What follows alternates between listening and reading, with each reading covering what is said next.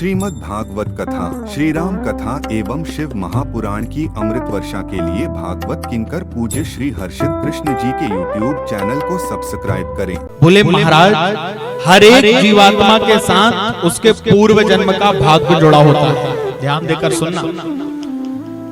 बहुत बार हमारे मन में प्रश्न उठता है, लोग प्रश्न करते हैं कि महाराज फला व्यक्ति है, गलत काम कर रहा है, अन्याय कर रहा है, अत्याचार कर रहा, पापाचार कर रहा और फल फूल रहा है, और हम सत्कर्म करने वाले, मंदिर जाने वाले, कथा सुनने वाले, तीर्थ यात्राएं करने वाले, आदि आदि रूपों में जहां हम भगवान के भजन सिमरन में लगे हुए हैं, तपस्या में लगे हुए हैं, तो महाराज हमारे साथ भला नहीं हो रहा, गरीबी है, दुख है, संकट है। इसका एक बड़ा महाराज सटीक उत्तर आपको बताएं कि एक कथा आती है कि महाराज एक गांव में दो बालक रहते थे। ध्यान देना, आप समझ जाएंगे। एक ग्राम में दो बालक रहते थे। एक गांव में ही महाराज साफ सफाई इत्यादि का काम करता था, हाँ, और दूसरा जो था वो महाराज दिन रात भगवान के भजन में लगा रहता था। मंदिर जाना, शिव जी को जल चढ़ाना, बेलपत्र चढ़ाना, और ये सब दोनों का आगे आगे समय बढ़ रहा। एक दिन दोनों किसी राह से जा रहे थे, और वो जो दूसरा बालक था, जो महाराज काम ऐसा करता था, साफ सफाई इत्यादि का काम, लेकिन उसके पूर्व जन्म का भाग्य ऐसा कुछ था कि महाराज एक दिन वो रास्ते से कहीं जा रहा था, तो उसको हीरे से भरी हुई एक टोकरी मिल गई। उसने उठा लिया, और भगवान का भक्त लौट कर आ रहा था, तो वो उसका मजाक उड़ाने लगा। हाँ? अरे तू रोज मंदिर जाता है, रोज भजन करता है, तुझे क्या मिला? बात कर ही रहा था, उसी बीच में चलते चलते क्या हुआ कि उस भक्त बालक के पैर में बबूल का एक कांटा ऐसा गड़ा कि महाराज वो उसके पैर को विदीर्ण करता हुआ अंदर चला गया, और वो बहुत जोर से चीखा, जोर से चिल्लाया। भगवान का बड़ा सरल भक्त था, उसको बहुत कष्ट हुआ, और वह जिससे हीरे मिल गए थे वो मजाक उड़ाने लगा, उसका कहने लगा, अरे तू तो रोज मंदिर जाता, भजन करता है, देख तेरे लिए कांटे तैयार हैं, और मैं कोई भजन नहीं करता, मैं मंदिर नहीं जाता, मैं धर्म कर्म नहीं करता, और मुझे हीरे की टोकरी मिल गई।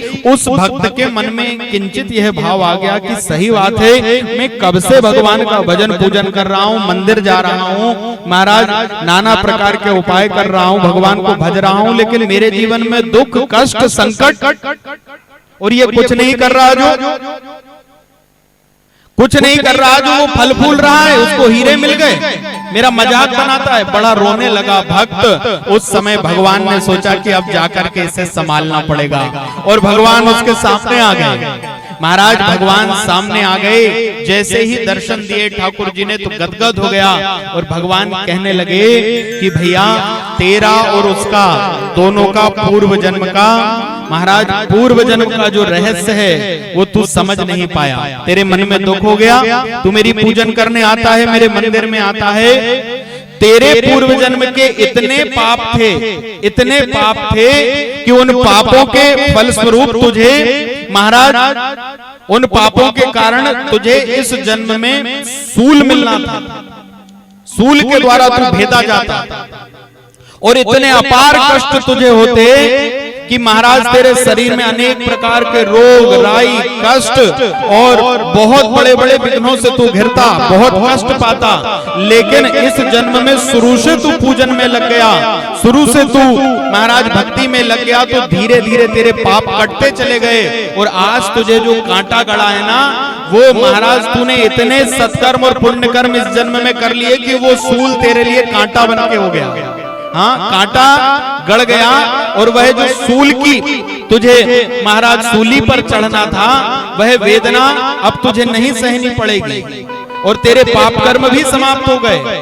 आने वाले समय में जैसे ही तेरे पूरे पाप कर्म हट जाएंगे और इन पुण्य कर्मों का जब फल मिलेगा, तो तू राजा के समान सुख पाएगा। बहुत जल्दी वो समय आने वाला है, और ये जो है, इसने पूर्व जन्म में बहुत पुण्य इकट्ठे कर रखे थे, तो उन पुण्यों का फल ये अभी भोग रहा है। इसको हीरे मिल गए, इसका घर परिवार बन गया, इसने मेरा भजन पूजन नहीं किया फिर भी नए नए सुख पा रहा है। तो बोले इसके पूर्व जन्म के जितने सुकृत थे, पुण्य कर्म थे, उसके कारण इसने सब भोग लिया।